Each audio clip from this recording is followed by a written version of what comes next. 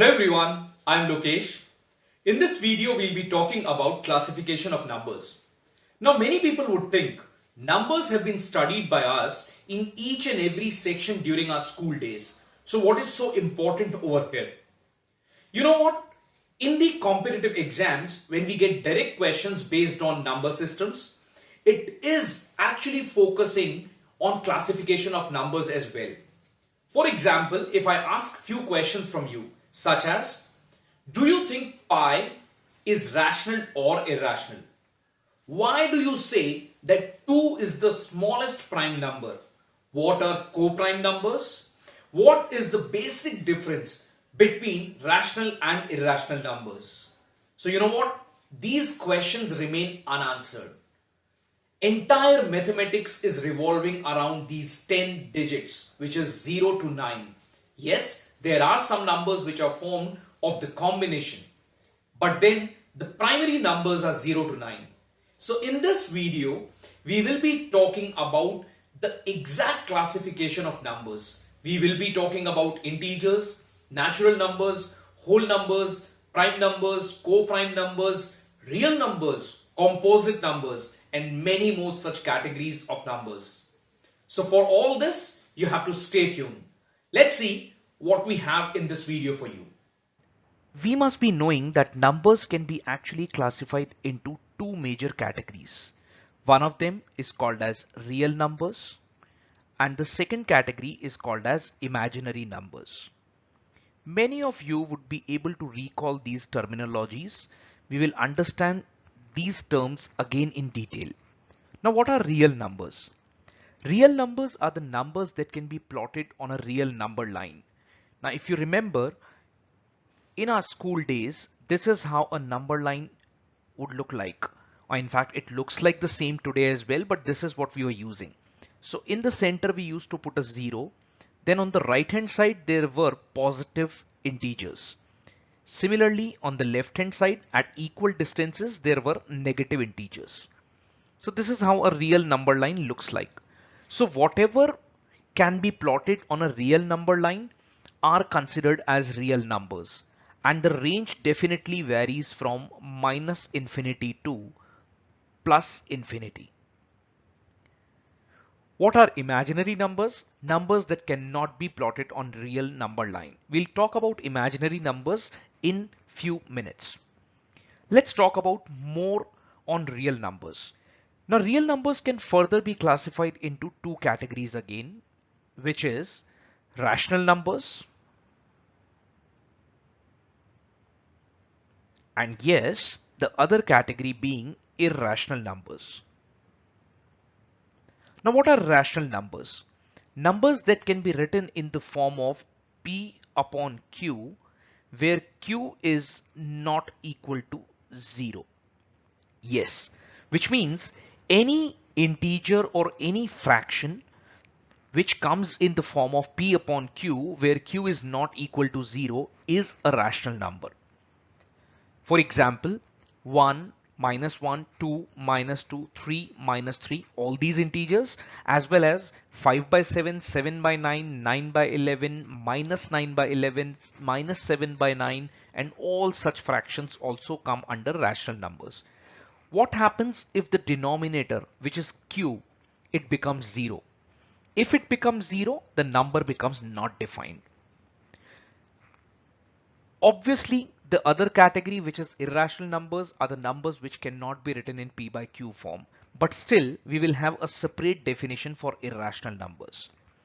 Under the heading of rational numbers, I can again classify it into two subcategories. One of them is integers, as I gave the example just now, and the other one would be fractions. So what are fractions?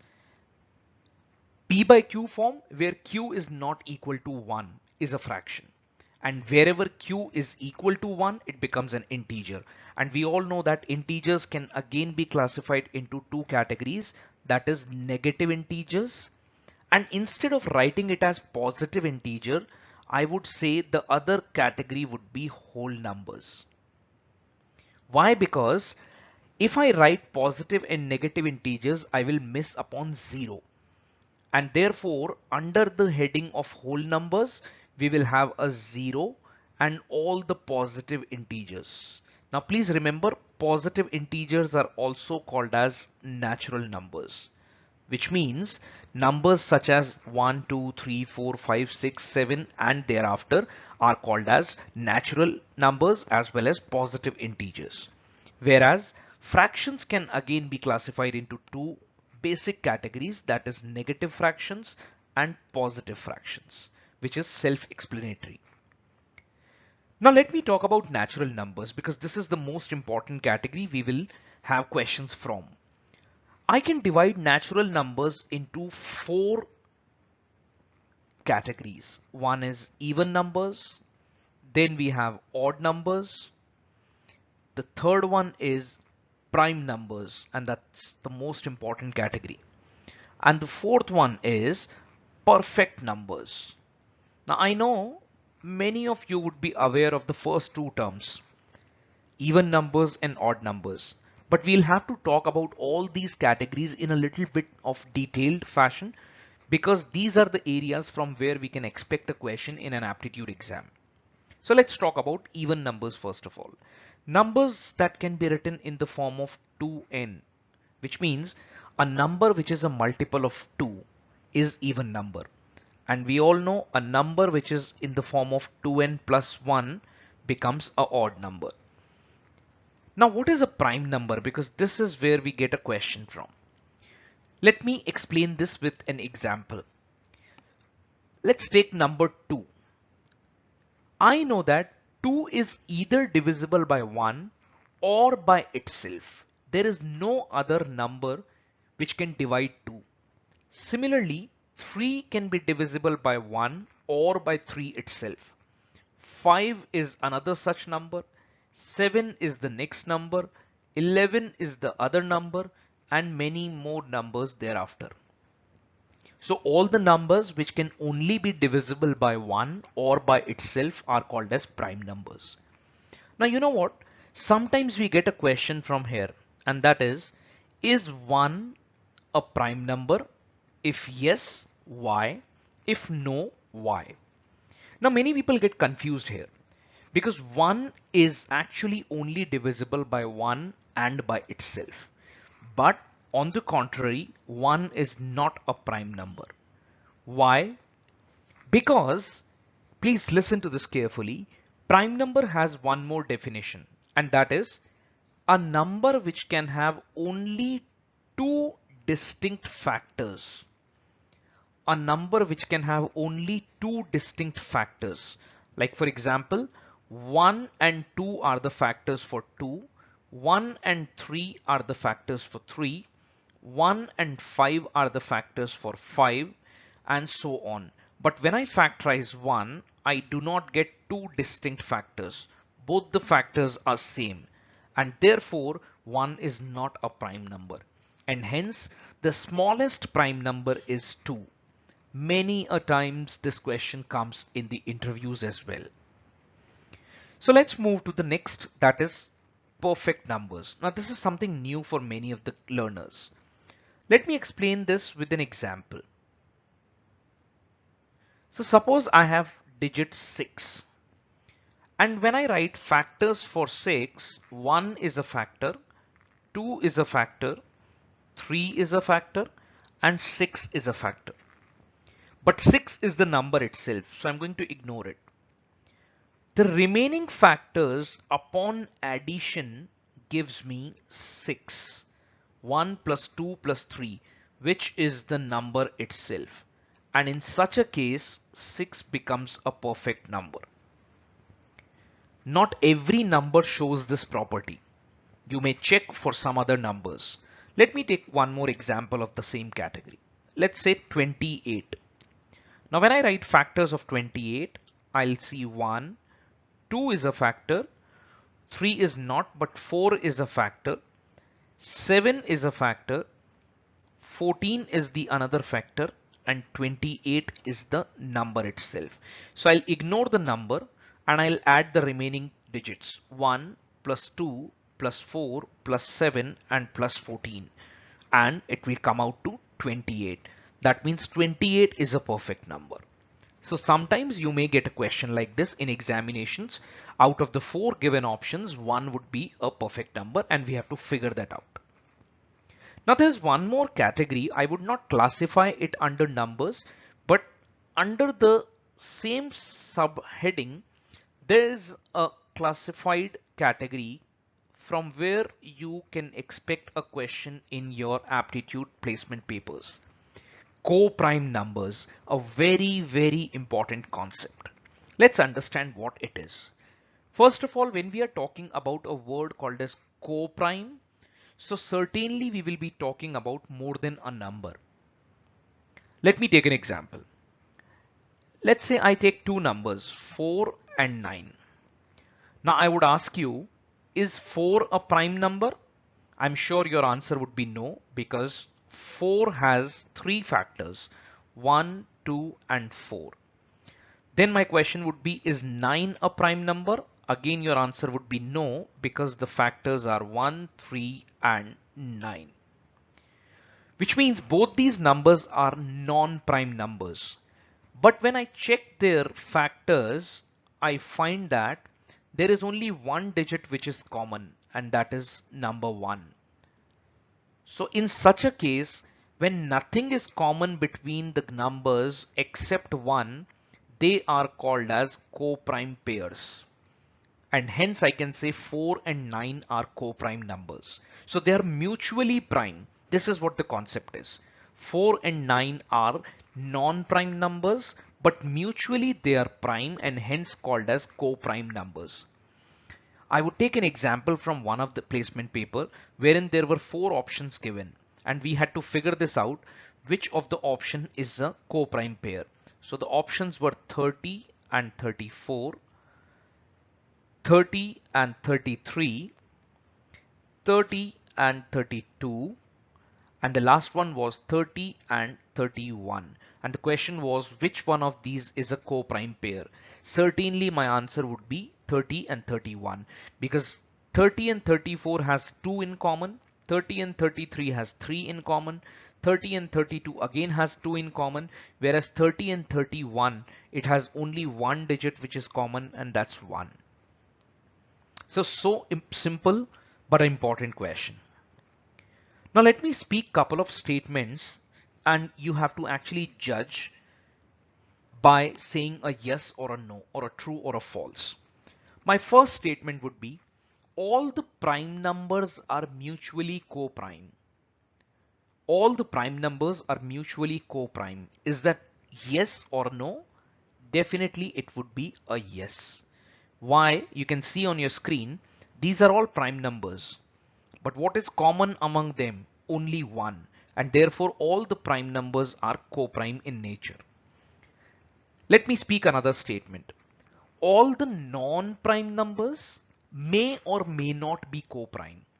I repeat, all the non-prime numbers may or may not be co-prime. What do you think? Your answer again should be a yes. Because again you can see a 4 and a 9, these are non-prime numbers, but still they are co-prime. Whereas if I take one more example, let's say 4 and 24, are they co-prime? Absolutely no.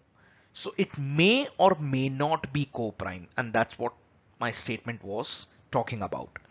So this is a clear picture of co-prime numbers. Now let's retrace the path. We actually missed upon irrational numbers.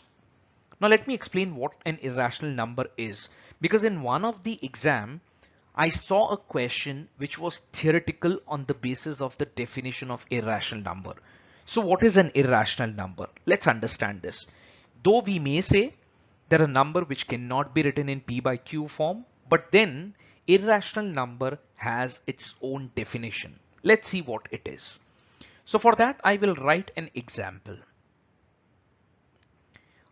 I'll put a number, let's say 5.230698053 and many such digits. So I actually wrote a number in decimal form. Now there are two things that I have to notice here. One is that the number should be non-terminating. I repeat, it should be non-terminating, which is the case in this number. As you can see, there were many digits which I could not write. And the second one would be a number that's a non-recurring number. I'll explain you the meaning of non-recurring. Just hold for a second. Now, what's non-recurring?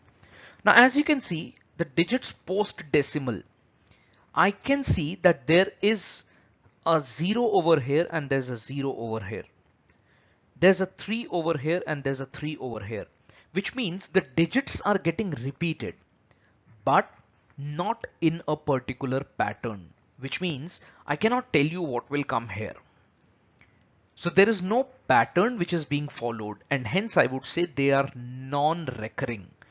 So when both these conditions, which is a non-terminating value and a non-recurring value is there, in such a case, we say that the number is irrational.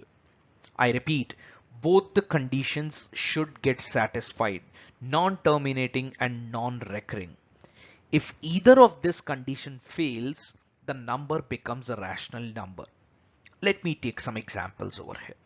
So suppose I say there's a number 4.35. Now I would ask you, is this an irrational number or a rational number? Let's check for the cases. I can see that the digits post decimal are non-recurring. There's no repetition in a pattern, but the number is getting terminated. And hence, out of these two conditions, only one is getting satisfied. Hence, this number is called as a rational number. And otherwise also, you know that if I remove this decimal, I can put double zeros in the denominator, which will make this number a p by q format number. And by that definition also, it becomes a rational number. Let me take one more example. Let's say I have a number 3.33333 and many such numbers. Now let's check for both the conditions once again. So the digits after decimal are non-terminating. It's an ongoing number, but then it's getting recurring. I know the next digit would again be a 3. So by this definition, once again, this number becomes a rational number. And also I know that this is nothing but 10 by 3. This number is nothing but 10 by 3, which is of the form of p by q. And again, by this definition, it's a rational number. So you understood? There has to be a case wherein both the conditions get satisfied. Now, what are the examples of irrational numbers? All the root values, root 2, root 3, root 5, and also I would say pi is an example of irrational number. Now, many students would think why pi is an irrational number? Because the value of pi is in the form of p by q, that is 22 by 7. Then why pi is an irrational number? So to answer this question, I would say that first of all, pi is not equal to 22 by 7. Pi is a value which is a non-terminating and a non-recurring number, which is 3.14 and so on. Though for our convenience, for the calculation point of view, we take pi as 22 by 7. Whereas pi is not exactly equal to 22 by 7, and hence pi is an irrational number. Got it? Now, the last thing that we missed upon was imaginary numbers. I will not take much time in explaining imaginary numbers because from aptitude exam perspective, imaginary number is not that important. I would only say that the number which is a virtual or a number that cannot be plotted on a real number line are called as imaginary numbers, generally accompanied by a value called as iota, wherein iota is root of negative number, let's say 1. So as I said, I will not go into much detail, but yes, if I club real number and imaginary number, I end up getting a complex number, which is nothing but a combination of real plus imaginary. For example, if I say a plus iota b, now in this a is a real number whereas iota b is imaginary, and this complete number is called as complex number. So this is what is important when it comes to classification of numbers, and what was important here was prime numbers, perfect numbers, co-prime numbers, rational and irrational. So these are the more important cases here.